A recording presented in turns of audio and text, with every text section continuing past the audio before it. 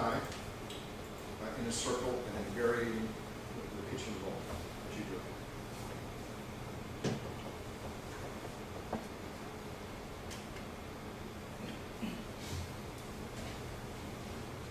Okay. Also on the smart page, you want to enter the transducer depth.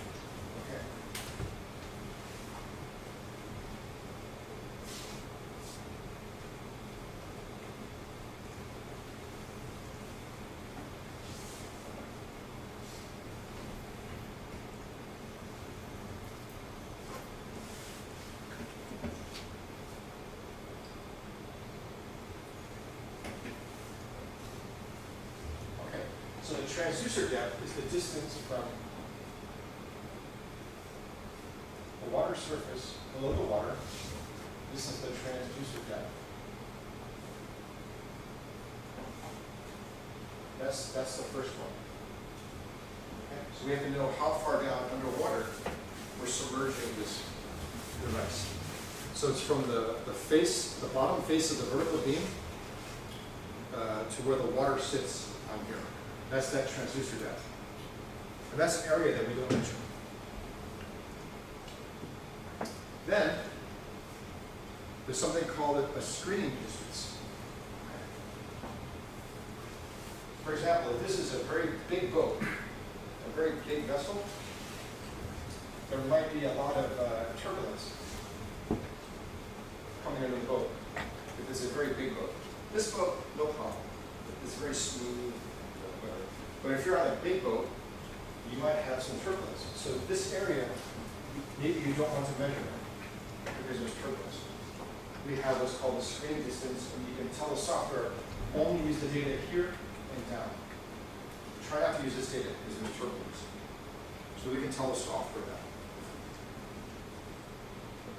Salinity, okay, that affects speed of sound. Okay? So we can put a number in here for salinity. You can put that number in there.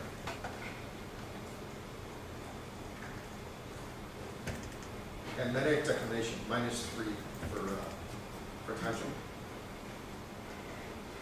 So you put that value into here.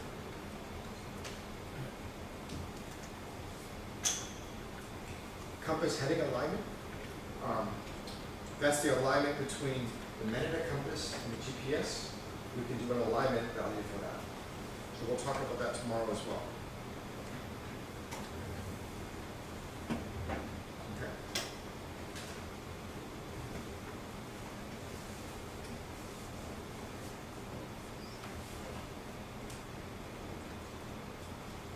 Sometimes on your boat, for this case here, with the trimaran, your GPS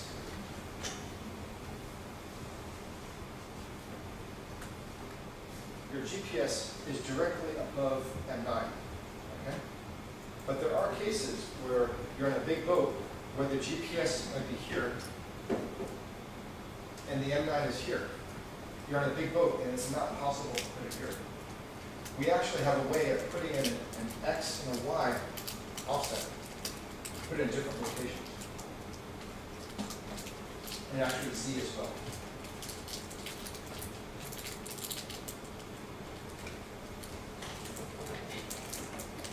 That's for a much bigger vessel. For this one, you don't need to worry about that. Track reference. Track references, you can set priorities between using GPS or bottom tracking in our software. You can make that, one is a priority, is GPS.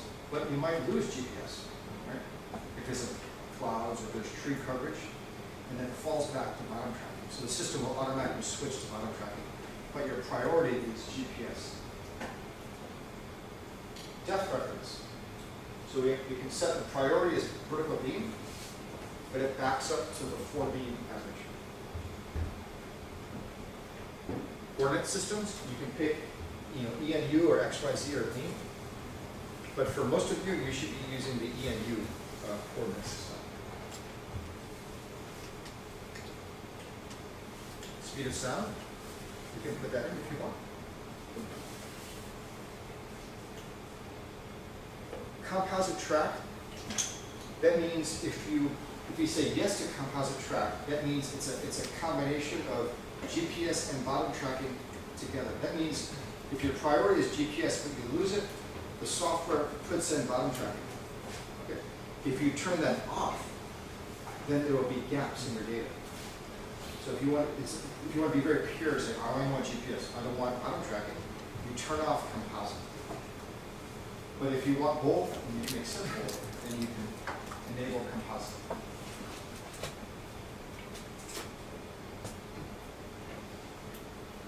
Okay. So in our software, this is also on the smart page, again, from top to bottom, before the measurement, starting edge.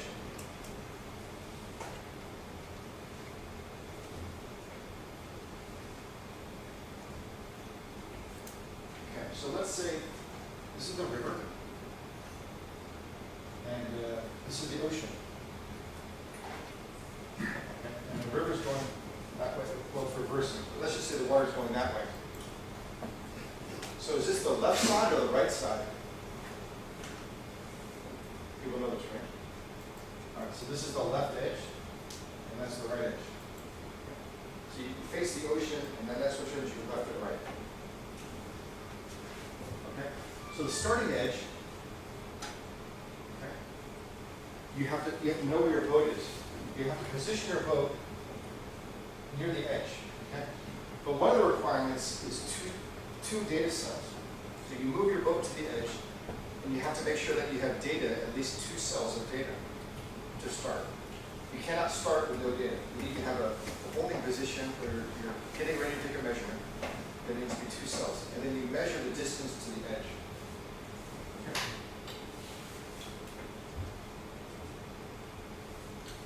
So you have to select left edge.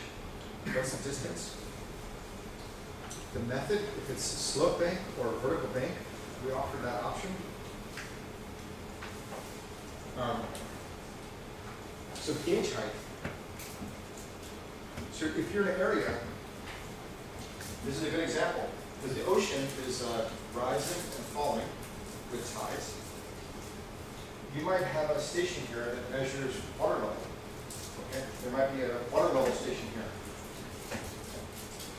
Gauge, you could put a reference value. What this is telling you here into the software, you do your measurements back and forth, and then you check your gauge to see if there's any changes in water level. Okay. So that's a reference.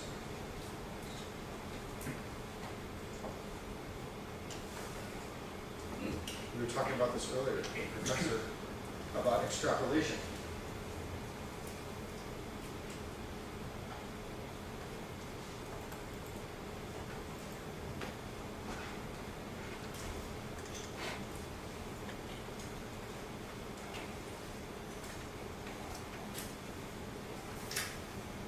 So this may be our section. And we've gone through, we've measured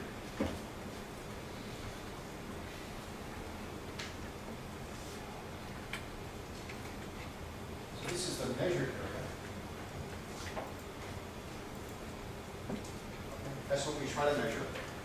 And we try to get greater than 70% measured of this section.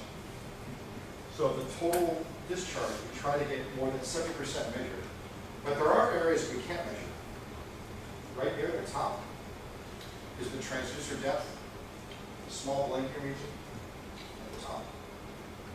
At the edges, the boat can't go. It's very shallow. We cannot get the boat so close. Or it's dangerous, or there's rocks, or the minimum depth of 0.3. And at the bottom, we have an area that we cannot measure. And that's because of side loads. This is usually 10% of the total depth is the bottom. It's usually quite small. But overall, we try to get between more than 70% of the measure to do this. Now, to get the discharge, the total discharge is the measured area plus the top plus the edge plus the bottom. Okay. So the measured, the M9 S5 does that. But at the top, the edge and the bottom, we have to extrapolate. And that's what this page talks about, this extrapolation. So you can imagine if we have, here's the water surface. We get something like that. So we measure this with M9. But for the top and the bottom, we have to extrapolate. And we have different ways of doing this. We can say this point here to the top, make it constant. Make this constant. Or we can say no slip condition, where we assume the bottom is 0, velocity, so no slip. And we can continue on, slope like that. For the calculation of this one here, maybe we have, these are the data points here. We can select, use the last 3 data points, and then use this extrapolation, this power curve, on how to extrapolate out. You can select the numbers up here on how to fit to the top. In what order? So here you can see no slip for the bottom. How many cells to use for that extrapolation? And to discard for the bottom, how many, what percent? 5%, 10%? If it's more flat, you can get this maybe down to 5%, even less than 10. If there's a lot of variation, yeah, it's probably going to be 10% at the bottom. But the idea is to measure as much water as possible. Okay? You get more repeatability the more you measure. The more you estimate, the less.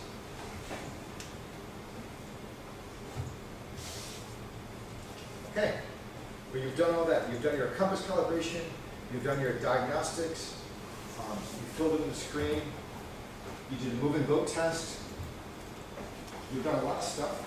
Now you're ready to start to make a measurement. Okay? We've made it with a function key, so you can press F5. It's very easy, just one button. You don't need to use a mouse, just use S5. Or on your tablet, you just press it with your finger.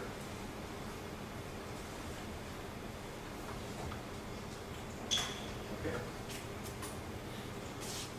Any questions on the smart page and on setting up the system? Any questions on this?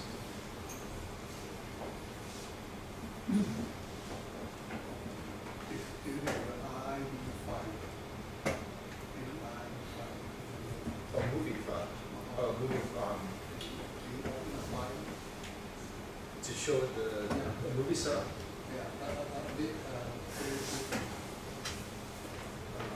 To describe the setup or describe.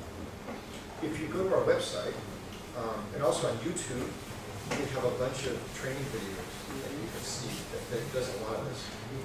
So there is a YouTube site called SonTek YSI on YouTube. You go to that website, and then you can learn about all this. It's also there. It talks about stationary, it talks about moving boat measurements, and how to get your data. So yeah, certainly after this class, you can go home and watch these videos.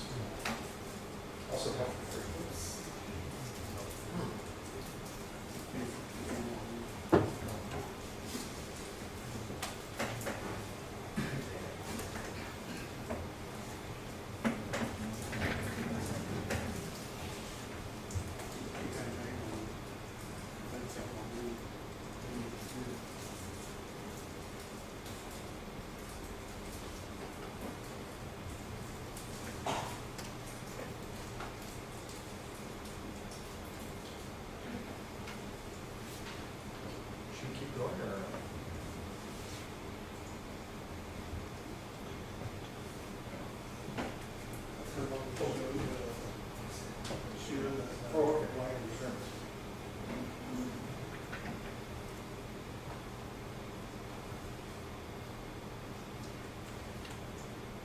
No secrets in your organization.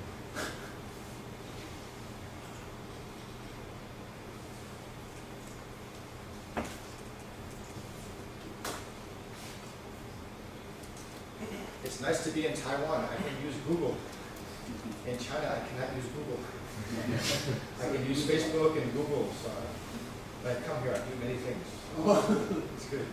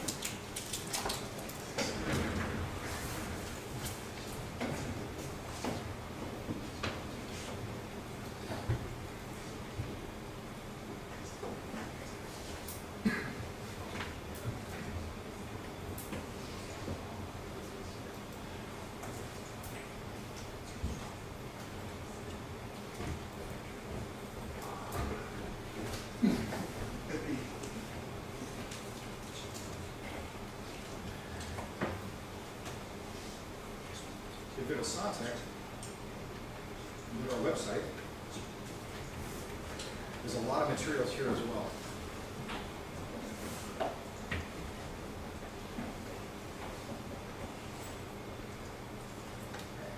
So, this is more like Europe. So this is someplace in Scotland, Ireland. He measures in this area, very different than the rivers over here in Asia. We have a lot of information. We have demos. So here's about velocity indexing I talked about earlier.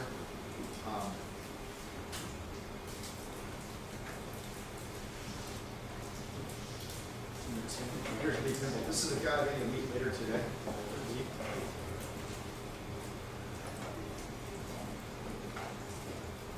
But yeah, if you go into here, you can see training.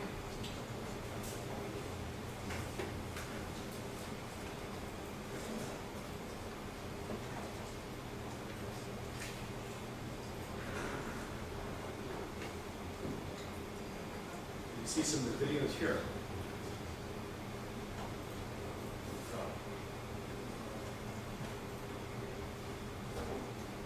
So we have online training classes. You can go. You can click on these.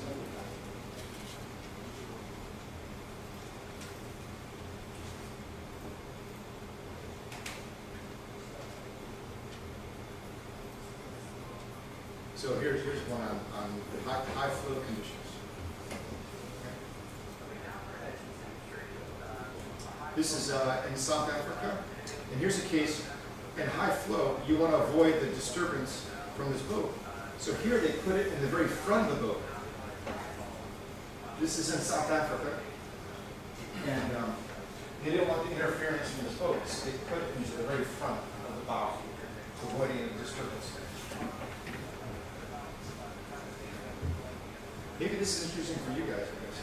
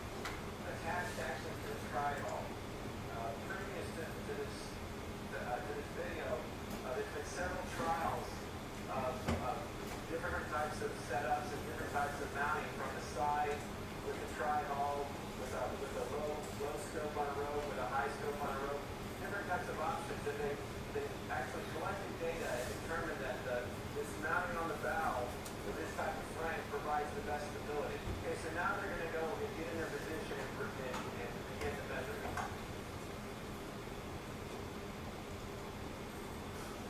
Okay, so when they start collecting data, they're actually going to start at about a half a meter of water. Okay, now clearly right here, we're in the floodplain of the river. There's a lot of grasses and a lot of debris, but you can see that we have a pretty clear shot here. You can see some trees over here to my right, some trees to my left. So actually, when he starts his measurement, he's going to cut right through the middle of those trees. Again, because he's collecting GPS data and he wants to keep the sound, keep the antenna as clear as possible. And they're about ready to start their measurement. So they're in the floodplain now, not so much motion, but they'll get in the main channel in a second. Okay. What we're doing right here, they're beginning to start their measurement. So what he's done, he said start, and the man on the computer starts collecting data. Everyone on the valve, you saw with the rangefinder, measured the distance and yelled in the distance. Once they're ready to go, the computer operator will tell them to go. And you can see that they're using radios to talk between each other. Once they're on the other side, they're going to do the same thing. They're going to start to the end of the cross section on the bank. Efren will tell the computer operator to stop, and he's going to give them a distance. And they repeat this process over and over. So you can see as they're coming out into the river, they're in the floodplain right now. So what the profiler is doing is actually collecting water velocity data with the 3 megahertz profiler.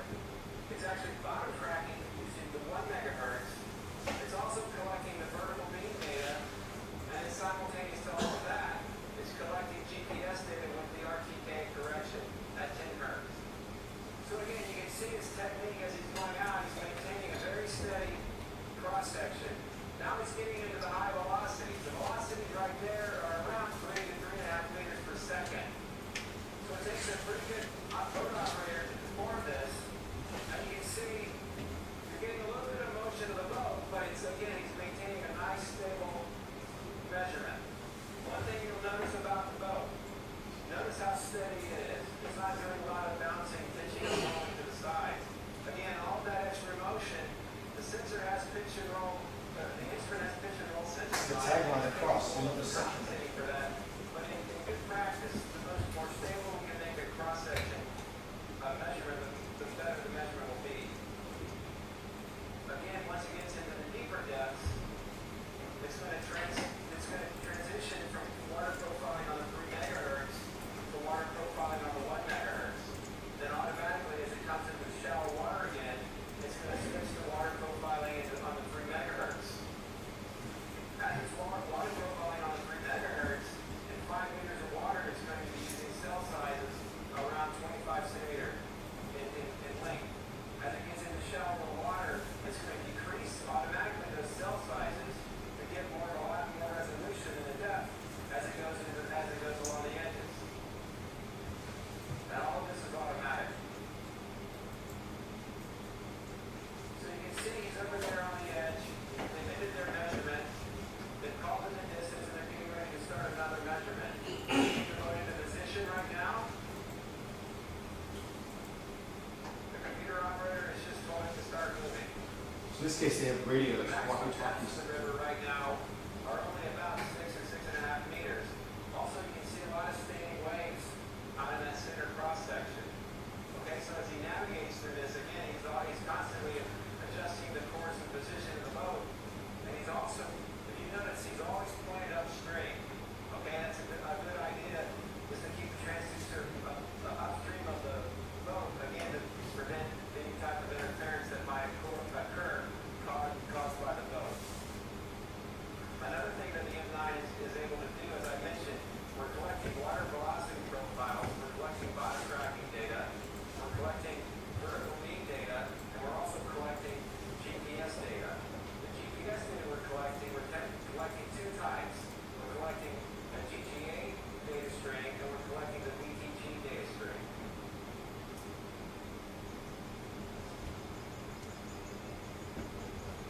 think you can see that Graham's done this once or twice before. He's just keeping a nice line coming across, keeping a nice boat speed coming across, doesn't any jerks. And he's not actually, obviously, it's a high water, safety is paramount. They're wearing their life vests. And again, he's a very experienced boat driver. But here you can begin to see the dynamic of the River Surveyor M9. Again, it's capable of going into really shallow water, transecting out into the high flow, and right back again into the shallow water on the other side. So now as he comes in, he's going to find a nice, safe place to stop. Africa's going to use his optical rangefinder, and he's going to measure the distance to shore, and then he's going to radio it to the computer operator. Another nice thing about the River Surveyor, you can see the Graham doesn't have to necessarily hold on a straight course. He's actually bringing the boat back. That's just to get to a little bit closer. Again, he's in really low velocity water. Sometimes this water's even in an eddy where it's actually reversed. So he's actually backing the boat up to bring it into shore. Okay, so that we just called in the distance. Now they're waiting 10 seconds. The computer operator's going to wait 10 seconds. He's going to hit the measurement. And then they'll begin again. Again, this cycle goes back and forth, usually 4 to 6 times. In high water like this, typically it's not abnormal to collect, 4 to 6 to 8 measurements.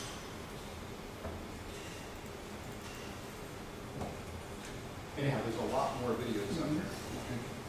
That one is from South Africa, from the Department of Water Affairs. It's one of our big customers in Africa. Mozambique as well. This is about our software. A lot of instructional Okay, videos. now we're going to do a measurement of the River Surveyor, and we're going to use the River Surveyor Live with its software. Again, we're going to open the River Surveyor Live. Now we're going to on the icon. The next thing that we're going to do. So just like we talked earlier, the smart page, you work your way from the top down to the bottom. We're going to select the correct COM port. Press connect. So in your free time, you can learn about the software, learn about high flow measurements, learn about stationary, different instructions. These videos. This is the connecting of the software. Now Bluetooth, I have on my laptop, is connected to Bluetooth. Let's connect to the M9. The first thing you can see.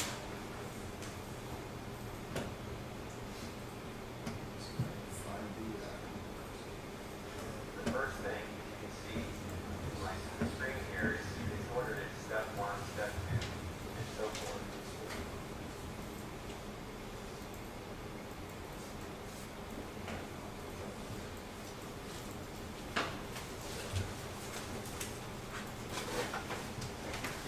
This is a new video. I haven't seen it.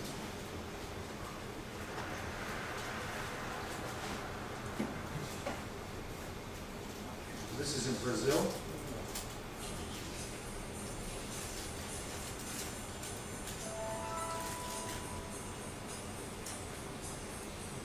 So a much larger boat. This is the Amazon River.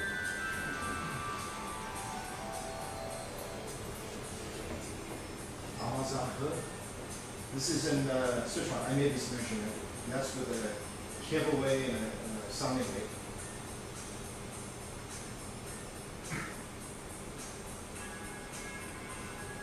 North Dakota. This is a lot of ice. There's an ice jam actually. It caused a flood because the ice forms a jam and it starts to flood. Here you can see when you get away from the bridge, let out more rope. You see the bubbles that are forming. This is also in South Africa. This is for a very slow-moving channel. So this point here is about control. The water speed is very slow, so you have to control the boat very slow. If you go very fast, you introduce electricities and things into the data survey. So irrigation canals, slow-moving flow, you want to move slow. This is a kayak. Sometimes you have to use a kayak. There's no boats available or no bridge. So sometimes people buy these kayaks, so put a hole in the middle. So that's Lee. You'll see him this afternoon. That's Lee Kimball.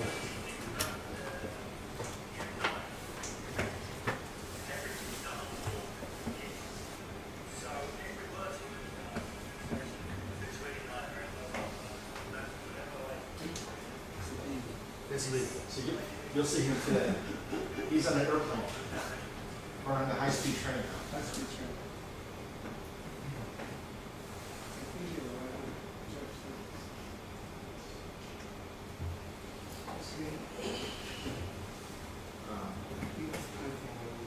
Okay. We also have YSI. So there's a YSI webpage you can go to that has a lot of videos and SonTek. So I think good place to learn and watch in your free time. 好，我们谢谢 Mark 早上店的那个介绍哦。那我们同事有帮我们准备餐点，那待会会。好。那因为明天我们要去野外进行观测，那要麻烦各位填一下保险资料。填完以后，我们带各位到楼下餐厅用餐。那我们现在发下去，你们填一填，再回传给我。